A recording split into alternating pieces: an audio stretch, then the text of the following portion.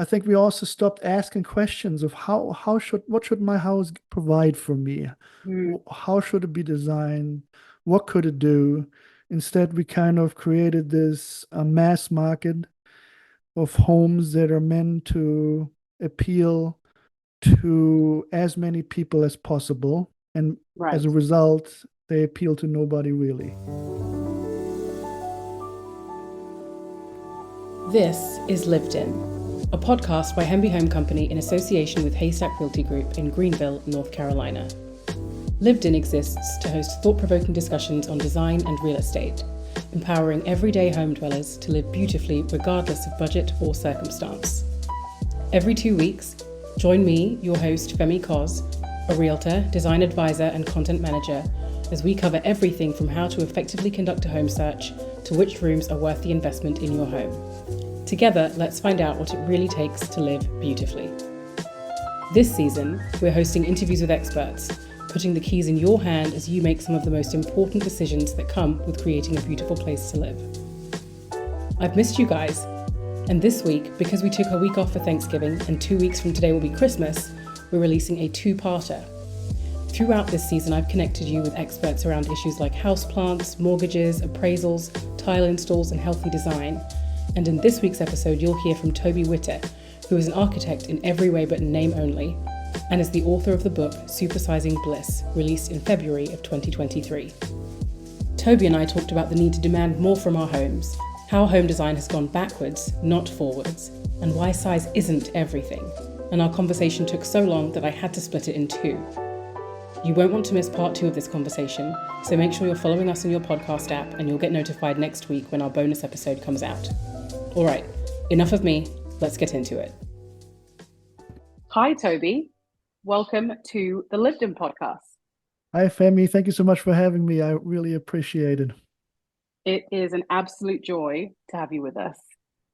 I have to admit that I have not stopped talking about this interview to anybody who will listen, or thinking about this interview since you said that you were open to doing it.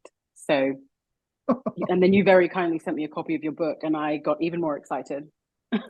So I Mm. am extremely excited and delighted to be doing this interview. Well, thank you. Same here. Can't wait to get into it. Yes. So, I mean, we will. So you are an architect. Yeah, sorry, by training. Actually, I have to make sure to tell people that I'm not a licensed architect, so which I don't have to be for doing what I do, but just so that there isn't any confusion. Interesting. Okay, so what's the difference between a licensed architect and an architect?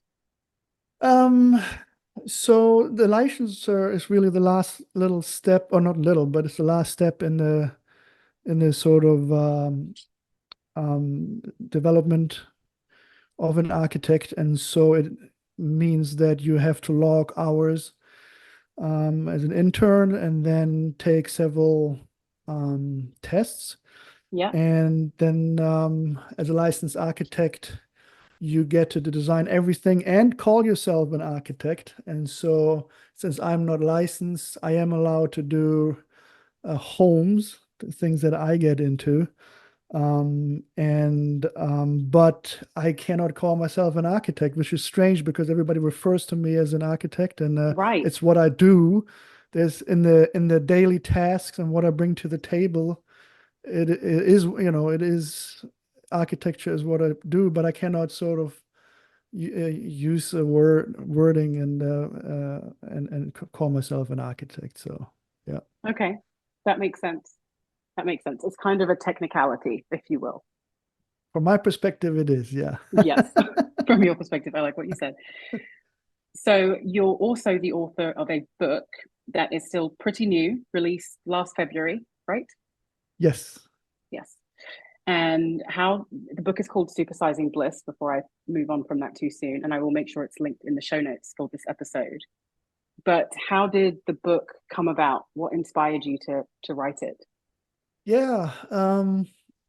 I think that the basis was in many ways, I came from a similar place like you have with your podcast, where I felt that a lot of the things that I ended up talking about with my prospective clients had nothing to do really with the kind of homes or homemaking that I'm really interested in and fascinated by. And I felt that essentially 99% of the homes that we get to choose from are really not meant for us to be lived in.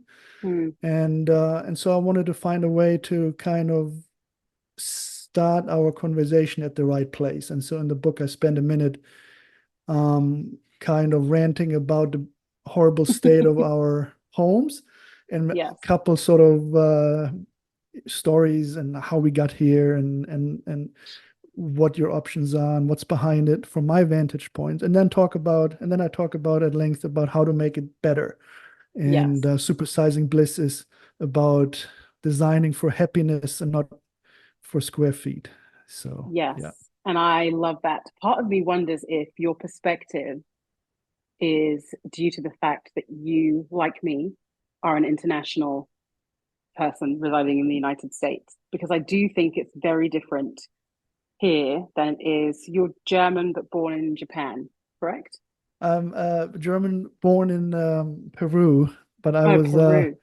yeah, I was small little wee little baby when my parents moved back to Germany, so I am mostly German by heritage. Mostly German, yes. But I think that makes a difference, because I think there is a sensibility towards home building in other countries, which makes sense. It's very different to the sensibility towards home building that we have here. But let me not jump the gun. All right. Let me not But jump the gun. Go ahead. well, sorry, I'm nodding my head. Yes, I agree. But I would certainly say that that I mean, so what we need from our homes is certainly universal. I feel like, not that I have been everywhere in the world, but I have been Yeah, in some places, and I feel like that we all yearn for the same things. And the coming from a different culture, I think simply allows us maybe to see through the kind of systems and things that any culture kind of puts up, and allows yeah, us maybe to be a little easier. Maybe we can see faster what might be a problem or what might be done different, because we simply, have different maybe cultural sort of trappings and things like that to, to, yes. to look from. No, I 100% agree with that. And that's kind of, so you start off the book kind of laying the foundation. I like how you structure it. You spend that first half setting up the problem, and then the second half is kind of looking at some projects that you've worked on, including your own home, and then setting forth an ideal way for us to address the problems that we see. So I love how you start the book. You start the book with this ad, and it's this car, it's a Mercedes Benz, and it's in front of this beautiful house, Stuttgart's Weisenhof estate. And it's Yeah. it's an image from 1928. And Yes. you say, and I'm paraphrasing a bit, but it's a really cool modernist house, really cool car, and you say times have changed, houses haven't they haven't really changed. In many ways they've regressed. Yeah. What do you mean by that? In what ways do you Yeah. see that the houses or house design has regressed? Well, it's an incredible image. So it's 100 years old, and the car, I mean, literally looks like they just took the horse off the buggy, and the buggy is what's left. But Yes. at its time, it was, the most avant-garde new technology available, and they purposefully put it in front of the house, which is a really extremely modern home. And so they paired the two, obviously, because they were two sides of the same coin. Right. Something really, modern and new and innovative. And cars 100 years later, unrecognizable. They look like spaceships. If you'd have shown those people 100 years ago the cars from today, I Yes. mean, it would have been mind blowing. That house obviously was avant-garde back then too, but but they haven't evolved the same way as cars have, and so Mm-hmm. it's and I feel like quite the opposite we still, even new homes that are being built today, are trying to sort of reach some kind of, they call them traditional, even though there's nothing traditional about them, or nothing historic about them, I should say. Yeah. And it's as if we've gone backward. That house is so interesting and asks a lot of questions about how we live and what design is like. And now the homes that we get to choose from are much worse. And so we haven't really advanced from there. There was a great time in the United States, sort of in the 50s, 60s, and 70s, the mid-century modern time period, where some real innovation happened. It was around the time that flights to the moon happened. And so there was that kind of energy. And then it stopped. And I think we also stopped asking questions of what should my house provide for me? How should it be designed? What could it do? Instead, we kind of created this mass market of homes that are meant to appeal to as many people as possible. And as a result, they appeal to nobody really. They're just all beige in heart, in spirit, in energy, and in color. Lived In is brought to you by Haystack Realty Group and Hemby Home Company. Want a new home for the holidays? There's still time. I actually have 2 listings that went live last week, and new homes are being added to the market every single day, even through the busy holiday season. So if you want help starting your home ownership journey or selling your house, I'd love to help. Reach out through the link in our show notes or go to www.haystackre.com. That's www.haystackre.com. Yep. And it's funny because I think, and I've shared about this on the podcast before, I did an episode on the problem with residential construction. And really it was, I don't even know what it was that I watched that kickstarted me saying, I need to actually talk about this. But it's confusing to me that we have exactly like you're saying, we've progressed so much, especially when I think of technology. That I feel like that would be the argument from a lot of people, is that, well, houses are way better now because they're more modern and we have all these really high-tech appliances. But the actual design of the majority of homes, at least in the United States and in some ways in the UK, although I think it's better in the UK, the majority of the design, it's very homogenous. It's not experiential or experimental. It's very, here's a house plan. We can add a room here. We can add a window there. And to a certain extent, because I think even the house that you have an example of, it was a house that was designed for an elite, if that makes sense. And the challenge now is that it's trying to make housing affordable, which I think is a good thing. Housing should be affordable, although actually that's up for debate too, and you mentioned that in your book. But I think the result is exactly what you're saying. Nobody's asking questions. Nobody's saying, what could a house be? Like if we scratched house plans and we started, what would that look like? And of course, and you said this a bit already, you talk about this lack of feeling, it's Bayesian feeling in the house. I think we've kind of downplayed the role of feeling in residential construction. Why do you think that is? Yeah, I mean, you said there's so much baked in what you just said there. As far as the feelings are concerned, home is a real personal thing. And I think we really experienced this during the pandemic, where we were all cooped up at home. And it showed us that we didn't like our homes. The sort of additions and upfits and changes that everybody needed to do was a testimony to the fact. And now we still find ourselves at home. We work from home. And so it is an incredible, the physical surrounding that we find ourselves has an effect on us. It greets us in the morning when we wake up. It sets the tone how we feel about ourselves, how we meet the day, how we interact with each other. I think in the book I offer the quick and cheap and easy example of cathedral. When you walk into a Yes, cathedral, you're immediately sort of buoyant. You're talking to the gods in the heavens. Compare that to a prison where it's just demeaning. And a house. And so just to show you sort of quickly, right? We understand that a physical surrounding has a real impact on us, and we yes, have failed our homes by not asking the same of them. And they're supposed to be there to make us happy. They're yes, supposed to provide a stage where we are really sort of offered the opportunity to lead better lives, to feel better about ourselves.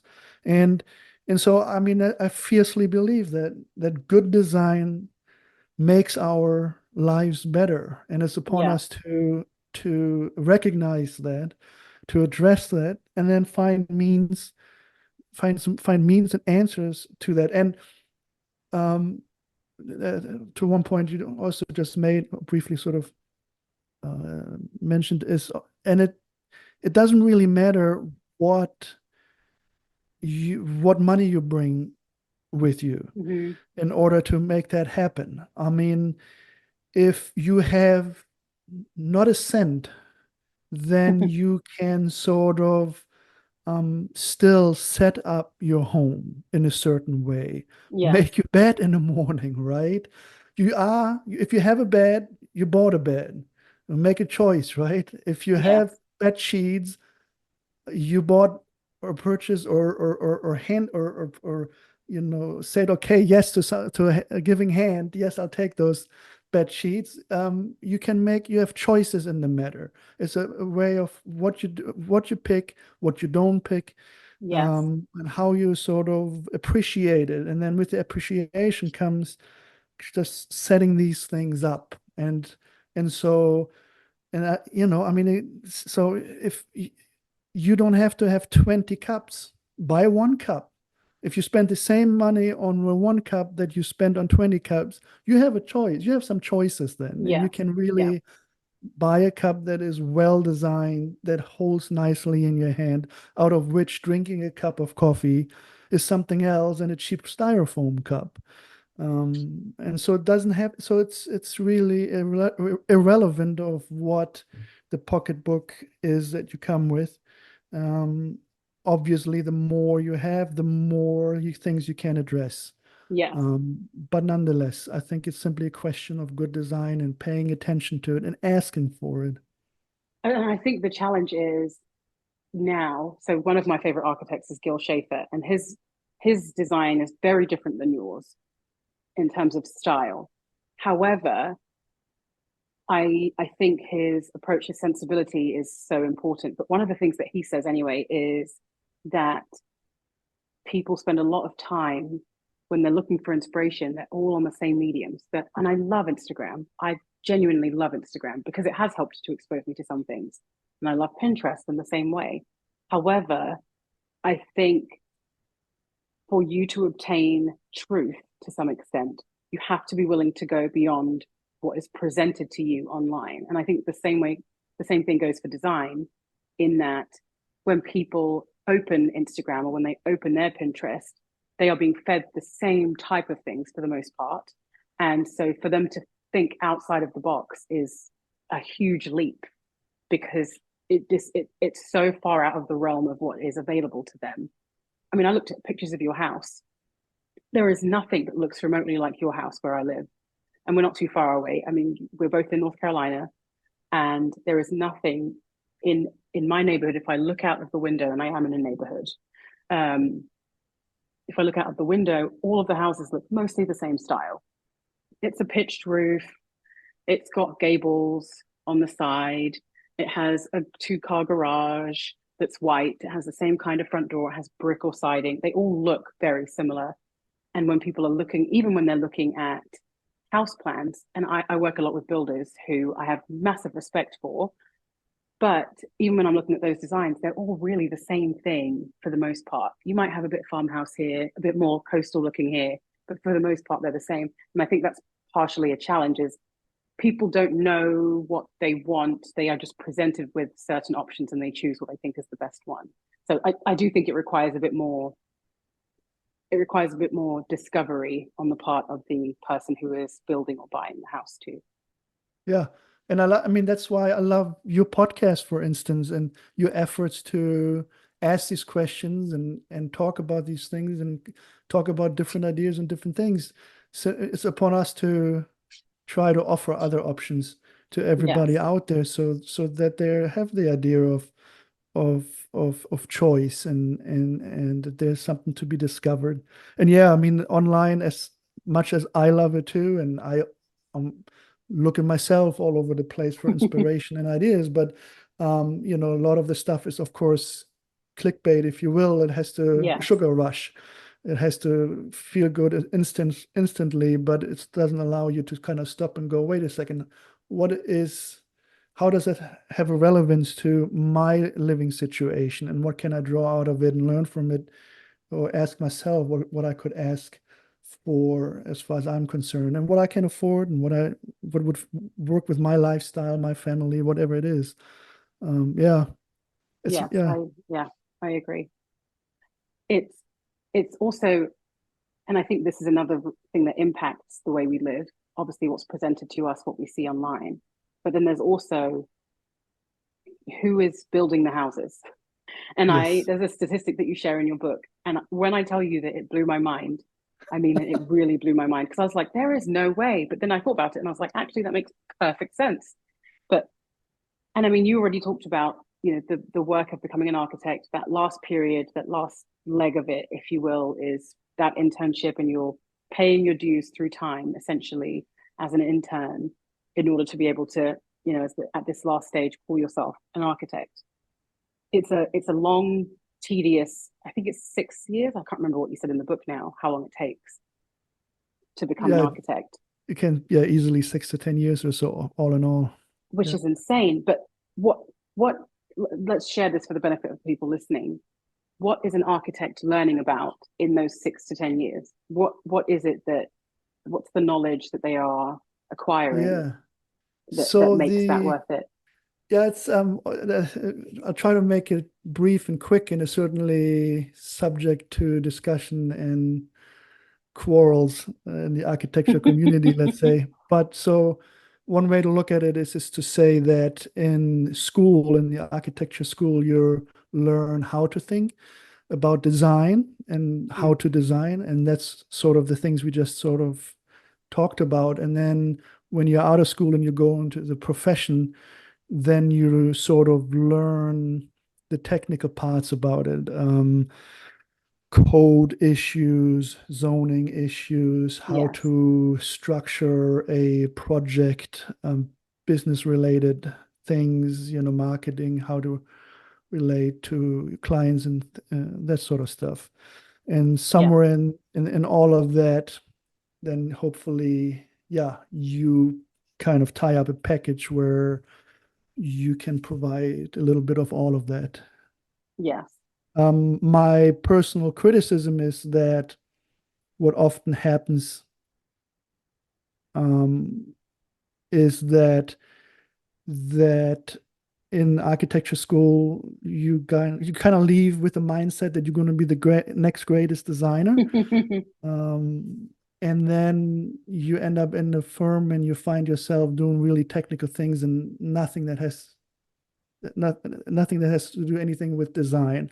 Yes. And then these two get kind of lost. And part of my decision also to sort of not follow the licensure was because I got into this because I just love good design, and that's Yes. where I'm coming from. And that's where my concentration lies. That's where my fascination lies. And so I've spent now the last 2 decades since I left the school to find ways to bring good design to people, Yes. and not be in my ivory tower, but rather make this somehow, put this into portions that people can sort of digest and want and have a kind of a Yes. relationship to. And that's it's a lifelong process. It seems like to me. Yes. That's why No, I I wrote a agree. book, right? That's why I wrote a book. Yes. Yeah. something that you say, oh, actually, let me share the statistic before I move on. So the statistic that you share, so we bear in mind that the architects are learning about, how to design a space, all that goes into it, and then they're also doing the technical side of things. So with all that knowledge, that 6 to 10 years of schooling, all of that debt, if you're studying in the United States at the very least, what percentage of homes in the United States are actually designed by an architect? You have to help me. Was it 2%? It's 2%, Yeah. Yeah, it's which is, ridiculous. I mean, that's insane. Uh-huh. Yeah. I yes, the first time I heard that, or read that, sorry, I don't understand. Why do you think that is? Yeah, it's an economy of scale, if you will. I mean, um that's why I actually say that what we call homes are being sold to us are not homes. They're not even Yes. houses. I call them, what am I calling them? Carcasses of industrial thrift, because they are essentially based on, I mean, the house plans that are being used today to pump out these units of houses, these Yeah. housing units, are the same as 100 years ago. It's ridiculous, and they're literally the same. And all we do is we add these boxes to it. Box Yes. for garage, box for eating, box for sleeping, and they're all these little prison cells, and you hate it. You hate living in there. And and so, but who builds the houses? I mean, those are ginormous developers. Yeah. A lot of them are on the stock exchange. Their purpose is to pump out houses, and their purpose is to pump out square feet. The more square feet, the more you can sell these housing units for. You put the newest trend on it, whatever it might be. I don't know. Yes. We had marble countertops for a while, then we have quartz countertops, and now we have, I don't know, rounded kitchen with rounded cabinets is the newest Yes. thing, or whatever. And suddenly you sell these things, and they are not providing us with the kind of beauty, and home and comfort and reassurance and all the good stuff that a home should provide you. They don't do that. I mean, nobody designs, nobody's involved there's no design involved in those. I mean, they're literally picked out of catalogs, of the back of a napkin. It's all about numbers. I Yeah. need for this market here so many square feet in these kind of rooms, and and kind of check off the boxes, because that's what the market dictates, and the market does not ask about your happiness or Right. what should be designed for you. And I will say there are variations. I work with, because I also do real estate. I work with builders who are localized and are not developers. Granted, they still build neighborhoods, but it's not on the scale of the bigger developers. And you name them in your Yeah, book, and I will not name them because I like to do business. that's But right. I'm burning but bridges. it's okay. Yeah, But I do agree that it's not about people, it's about getting people to buy, which is very yeah, different. So yeah. I do appreciate that. So, And something that you I, say, oh, go ahead. well, sorry, I didn't mean to interrupt you, but I just want to No. squeeze in there that, just so that I don't burn any bridges, is that, um, I work also, of course, with fantastic builders, and Yes. they're true. They have craft in their blood, in their veins, and they do beautiful work. But they too are forced to Right. deal in the same marketplace, and so their hands are tied behind their backs as well. And so they had to, so in order to survive, they have to play within the same kind of market straitjacketing rules, and find themselves in the same place, and often have to provide the kind of things that we're describing here. Yes. And it's the fact that there's that rubric that they have to work within means that all creativity, all real exploration is squeezed out. I think let's talk about technology, for example, is a very different field. In technology, the idea is to push boundaries. The idea is to go, what if you could? And so all of the walls are kind of removed, and it's a do what you will kind of situation.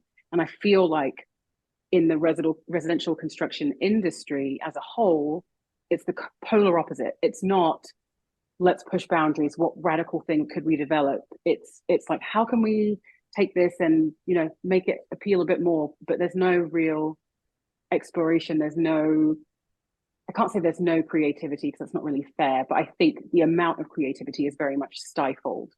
Yeah. And it's interesting now that you say that. I mean, the question really rises out of that is, I mean, everybody lives in a home or yes, apartment. yes, You would think that the need or the ask, right, the demand would be there to say, hey, if my iPhone is more powerful than anything that sent people onto the moon, is incredible. And I hardly yes, use any of my power in my phone, but my right, house is still, still has a crank on it or something. yes. No, I 100% agree with you. You make a comment in the book. You say it's not just a house, it's art. Yes. And I don't think anybody feels that way. You also make a statement about how a house should give you goosebumps. Oh, And I yes. think we have come to expect a standard, but that's not what we experience in our house. That's something we go somewhere else to experience. We go to the Yes. museum to experience that. We go to the concert to experience that. But our house is just a house, and we can't expect too much of it. Yes. A cardboard box. Yes, but I just think that's really interesting. I think it's challenging to get people to think outside of the box of rooms and utility, and focus on their lifestyle and their well-being and what impacts them emotionally. Yes. How do you think we can encourage people to do that? By having this podcast that you do, by writing a book, by trying to offer as much as we can because who can blame anybody, if you're not being sort of shown what's possible, what's out there, then how would we know any better? Yeah, So yeah, and I mean, yeah, and so there has to be, yeah, we just simply, and I mean, if 2% of architects are involved in the homes that we live in, then there's a huge gap that can be filled. It's like a vacuum. right. And if I'm here to offer my services to a few people, then I'm making a difference and I'm I helping would, people.